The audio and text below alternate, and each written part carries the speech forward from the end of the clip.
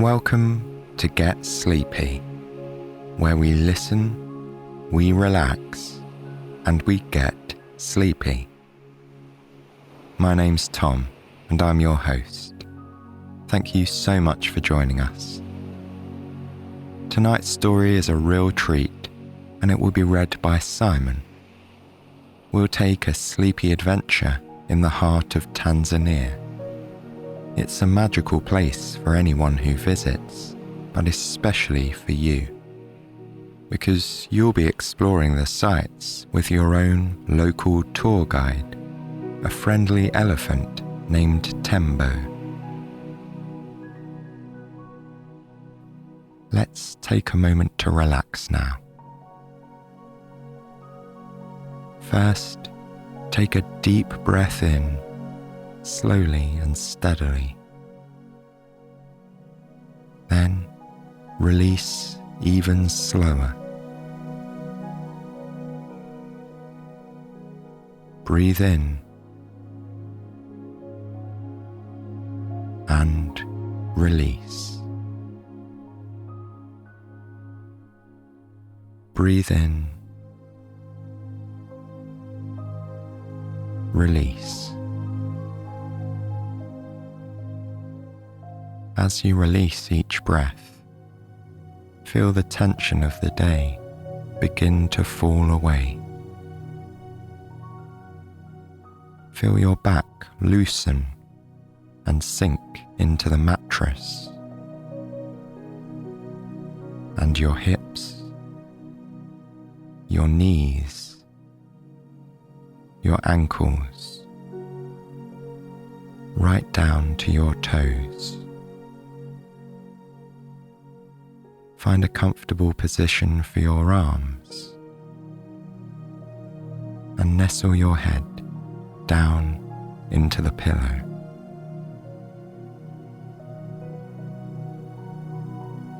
This is your personal sanctuary of rest, so enjoy having the chance to relax as you listen along for as long or as short a time as you'd like.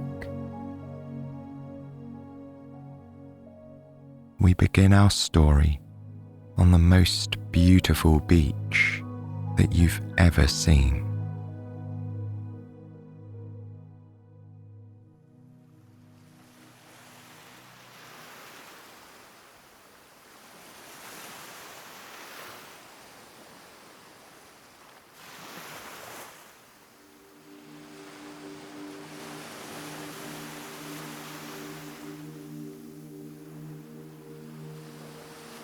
Imagine yourself sitting down on the soft white sand, looking out across a turquoise ocean. It's a glorious day. The sun is shining in the pale blue sky, warming your skin wherever it touches. There's a gorgeous breeze wafting towards you from the water. It cools the air to just the right temperature. The ocean makes such calming sounds as it laps against the white, sandy shore. You feel incredibly peaceful here, watching the waves as they rise and fall. You can even match your breath to their movements, breathing in as the waves rise and breathing out as they fall. Your own breath moves like the waves, swirling up and down in your chest and belly. For just a moment, you close your eyes, feeling the breeze as it floats across your face. The waves sound even better with your eyes closed. So clear and so calming. Each wave feels more relaxing than the one that came before it. And soon enough, you feel as peaceful as the ocean itself. When you open your eyes, you have the sense that something is different. You see the turquoise water ahead, with sunlight dancing across its surface, and there's the same white sand snuggling your feet. But when you turn your head to the side, you see something that you weren't expecting. A beautiful grey elephant is sitting beside you on the beach. He looks as if he's sunbathing, with his legs stretched out across the sand, his silver-grey skin glittering in the sunlight. You've seen elephants at the zoo before, but never as close up or as seemingly friendly as this. He must be quite a young elephant, because he's a few feet smaller than the others you've encountered. You can see his little tusks growing in beside his trunk, so you know he's not a baby either. At the top of his head, there's a sprinkling of bristly chestnut hair. It flutters in the breeze, like his massive ears only inches below. You're certain that he's an African elephant, because of his huge ears. The elephant looks at you with kindness in his eyes. Then he opens his mouth and begins to speak. He introduces himself as Tembo, your tour guide for the day. He's only 10 years old, but he's lived his whole life in beautiful East Africa. He'd be honored to take you around his beloved homeland, the country of Tanzania, he says. There's so much to see, from the soaring peaks of Mount Kilimanjaro to the stunning wildlife of the national parks. And of course, there are the beaches too, like the one you're sitting on here. It's strange and magical to speak to this animal. His voice is soothing, like the sound of the ocean. You can tell from the way he speaks that the young elephant loves his homeland dearly. And you're certain that he'll make an excellent tour guide. So when he asks you if you'd like to ride on his back, you climb up without hesitation. And the two of you begin your great African adventure right here on the beach. The elephant's footsteps are slow and careful, and his back is surprisingly comfortable. He walks towards the ocean, preferring to pad softly through the water as he takes you along the coastline. It splashes against his legs, producing the loveliest of sounds. High up on his back, you're kept perfectly dry, as if the elephant were your raft, holding you safe above the water. Tembo explains that this is the Indian Ocean, and it's the third largest in the world. From up here on his back, you can see even more of its beauty. You notice how the color changes across its surface as the water goes from shallow to deep. It starts out as a bright blue-green turquoise, later becoming a deeper shade of peacock blue. There are a few boats, too, far off in the distance. Their wooden frames bob just above the water, and their white triangular sails flap gently in the breeze. It must be very peaceful to sail across the ocean, surrounded by miles of sparkling blue water. Though it's also pretty wonderful here on the beach. The sand looks like powdered sugar, stretching out for miles ahead, and it's dotted with palm trees. Their trunks are slim and branchless, and at their top they wear a crown of green, fan-like leaves. They lean in different directions, swaying in the breeze, as if they themselves are relaxing in the sunshine.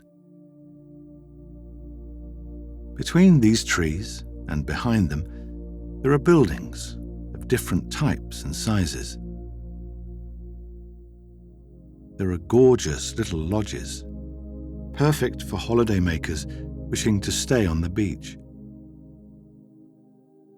Their smooth walls are a dazzling shade of white, and they have sunbeds at their front, on patios bathed in sunlight. There are wooden chalets too, raised on stilts above the sand. Open for business, their bamboo shutters have been pulled up to reveal their interiors. You pass mini markets and restaurants, surf shacks and snack bars. There are people here too, going about their day. Some are working, serving customers in their shops and restaurants, whilst others are relaxing on their patio sunbeds. Whether hard at work or in the middle of a holiday, everyone moves at the same leisurely pace. They all wear the same easy smile. Clearly, Tembo isn't the only one who's fond of his African homeland. The salty ocean breeze wafts around you as you ride. And as you make your way along the shore, you notice other delicious scents. Tembo senses them too, lifting his trunk to sniff hungrily at the air. It's the local market, he explains, and the next stop on your tour. Then he changes direction, heading out of the water onto the dry sand. In the distance, you hear wonderful live music, the strumming of guitars and the soulful voices of men singing. The music has a slow, rhythmic beat, perfectly suited to its relaxed surroundings. It grows louder as you walk towards it, along with the hum of friendly conversation. Until, at last, the market comes into view. A line of stalls arranged beneath a long canvas canopy. Like the people you passed earlier, everyone at the market looks relaxed and happy. There are workers at their stalls, laughing and joking as they attempt to sell their wares. And customers too, wandering from stall to stall, their stride timed to the rhythm of the music. Some pause in various places, examining the goods on sale before negotiating a better price. Others seem content to simply meander, eating snacks or sipping on drinks as they walk. There are a handful of stalls selling food and drink, But Tembo has one in mind that he thinks you'll like. He begins walking down the center of the market, between two rows of tables facing each other. It's lucky that he's only a young elephant, you think. If he were fully grown, you might struggle to fit beneath the canvas roof. Even now, Tembo is far bigger than the people walking around you. It's miraculous that no one bumps into him and that he doesn't attract more attention. Aside from the occasional nod or wink, people naturally seem to give him space. It's as if there's an invisible bubble that floats around the two of you. Tembo comes to a stop before a table, where a smiling woman stands behind a large, round pan. She's wearing a traditional dress in the most dazzling shades of yellow and blue. Animal silhouettes are printed on the fabric, with giraffes plodding happily across a landscape. Wooden bracelets click together on her arm as she stirs the contents of her pan. Looking inside, you see food frying in warm golden oil. It smells delicious. She beams at the sight of Tembo, greeting him warmly like an old friend. Then she pats his side as he tells her about your Tanzanian tour. The woman's name is Precious, you learn, and the food that she's cooking is cassava. According to her, this is better than potato chips. The best snacks in town, in fact. Because you're a friend of Tembo, you can have yours free of charge. Precious spoons out some cassava chips into a paper cone and adds a swirl of your favorite sauce. You hold this cone below your nose, taking in the scents as the chips cool down. After your first bite, you know they are just as delicious as promised. They're similar to potato chips, but lighter and chewier. They taste like a vegetable, but they're sweet and dessert-like too. As you eat your chips, Tembo eats too, from a large bunch of bananas placed on the table.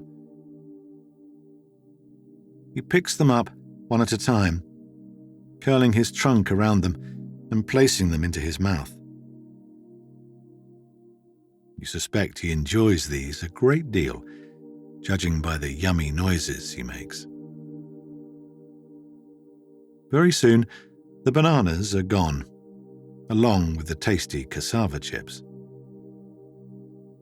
You both thank Precious, who tells you to come back at any time. Then you continue on your way. The market around you is full of variety, with no two stalls selling exactly the same products. There's everything here, from food and furniture to hats and jewelry. You can buy huge round cushions in every shade and pattern, or a massive wooden zebra, carved and painted to look like the real thing. You can scoop up your own beans from huge canvas bags, or take home an oil painting in the brightest colors.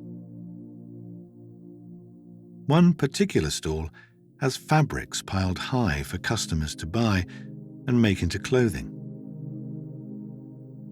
You see every color of the rainbow, including the yellow and blue animal print of the dress worn by Precious. she might well have bought the fabric here before sewing it expertly into her own floor-length dress.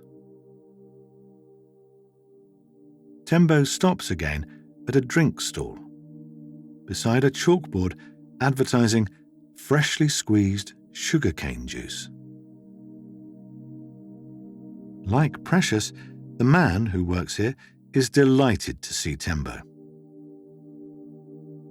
He ruffles his hair gently before turning to you and offering you a very warm welcome. His name is Benjamin.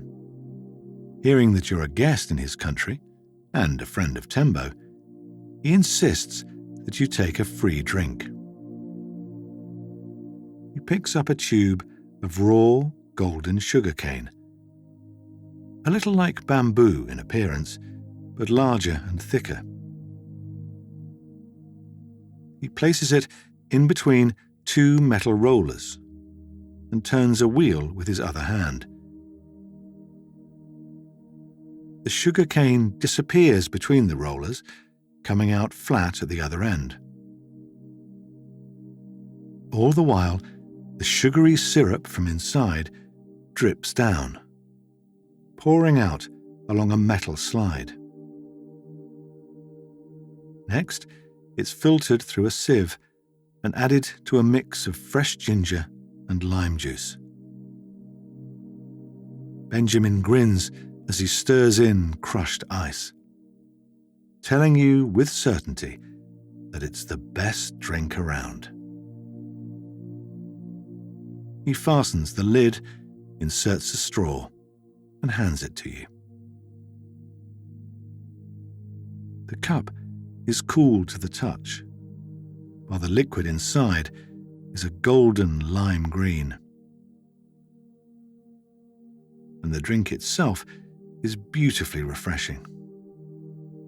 It's fresh and tangy and wonderfully sweet, coming straight from the center of the raw sugarcane.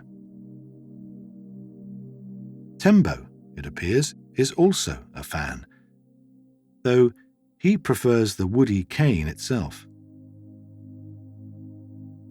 Benjamin passes him a basket of pressed golden cane, throwing in a handful of stalks that haven't been crushed yet.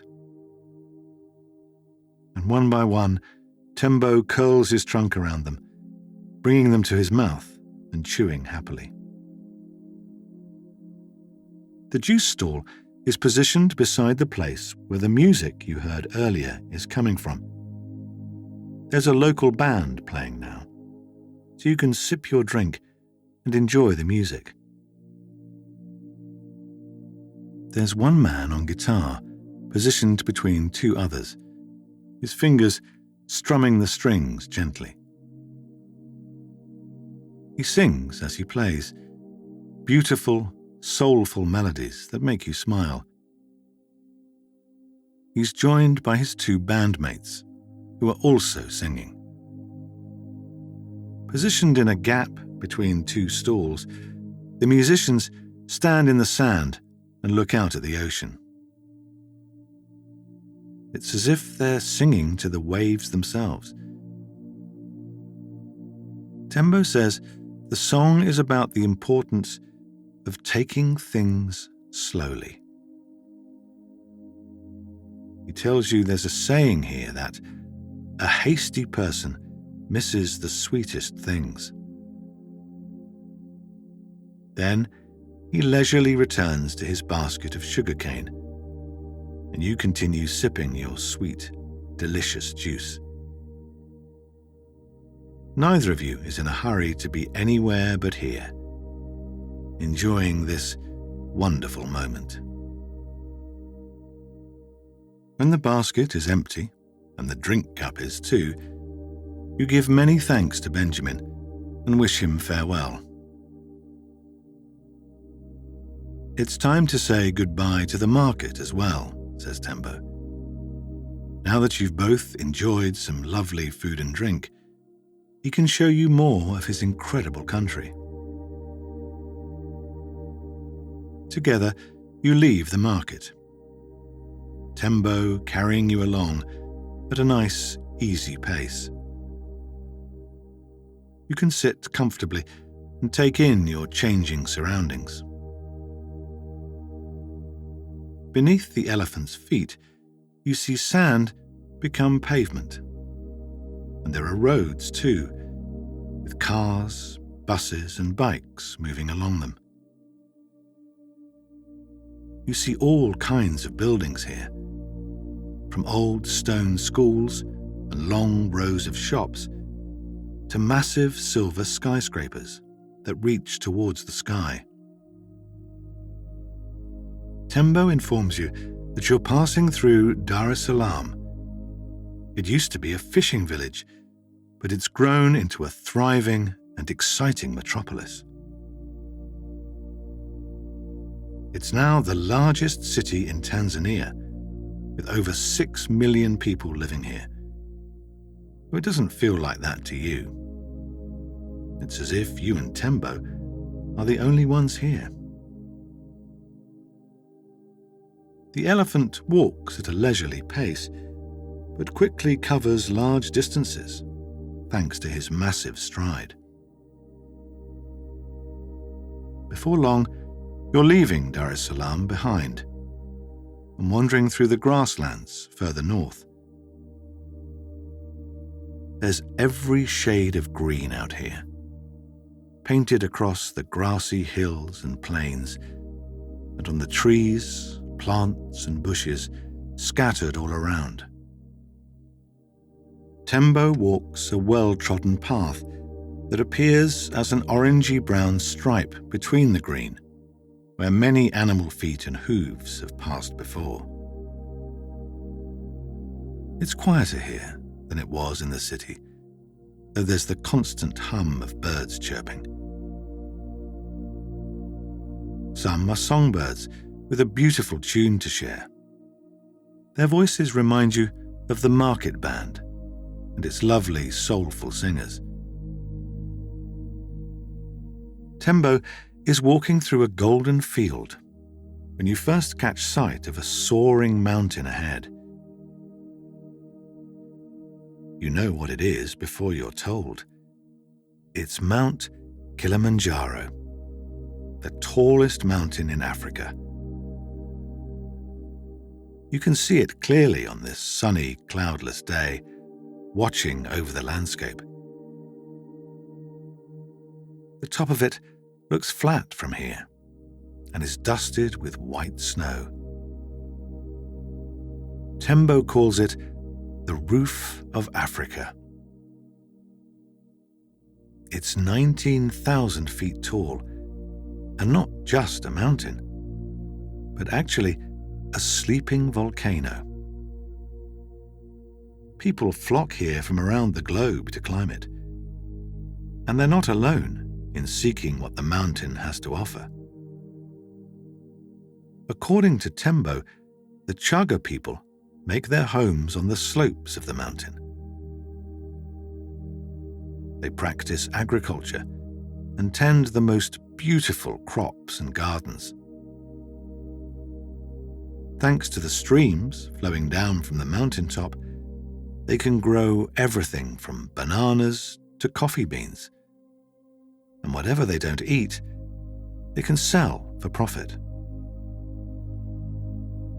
The Great Mountain is home to wildlife too, like monkeys, ravens, and two-horned chameleons. These are just a few of the species which thrive within the miles of misty rainforest on the slopes. Most animals live further down, around the broad base of the mountain, like Tembo's own family. They're very happy here, he says, and count all kinds of wonderful creatures as their neighbors. You don't have to take his word for it, though, because the closer you ride towards the sprawling, snow-capped mountain, the more you can see of the diverse wildlife. You see 2 rhinos, an adult and a baby. The youngster is playing in a patch of mud It rolls happily on its back, kicking its legs in the air. Whilst a few feet away, its parent dines on a large fruit bush. There's a group of zebras too, munching on the grass. One of them is relaxing in the sunshine. His black and white stripes are even more striking in the glow of the sunlight. To your joy, there's a trio of giraffes too. Plodding across the grassy plains, they remind you of the pattern on Precious's homemade dress. Only now, the giraffes aren't black silhouettes, but a stunning mix of yellow and brown splotches. You watch them walk to a massive emerald-coloured tree. They stretch out their long, elegant necks and begin chewing on leaves from the treetop. Tembo knows these giraffes, and he calls to them now as you pass them in the field. They pause eating to return the greeting, welcoming you to their beautiful homeland. The giraffes, it seems, are as friendly as the people. No wonder Tembo loves this place. One of them tells Tembo that they've seen his herd on its way to the local watering hole. He thanks them kindly, then raises his trunk. He makes a wonderful trumpeting sound, telling his herd that he's on his way to join them. They respond seconds later with similar sounds that rumble across the land. Tembo is already walking in the direction of the sound, excited for you to meet his family. Very soon, you catch sight of the herd, a blur of silvery grey, moving slowly across the land. You count 10 elephants in total, walking in single file. As you suspected, the adults are enormous. The one at the front must be 10 feet tall, but the one at the back isn't much taller than Tembo. This elephant, it turns out, is Tembo's mother. She turns around as you reach the herd and rubs her trunk fondly across his head. She's very pleased to see him, and to meet you too. She waits for Tembo to get in line, and then takes her place at the back of the herd. Together, you ride on. It isn't far to the watering hole, but you must admit that you're feeling a little tired. Your body begins to relax on Tembo's comfy back, and you find yourself leaning like a palm tree on the beach. Tembo's mother must have noticed this, because you feel her trunk resting gently against your back, propping you up to keep you from falling.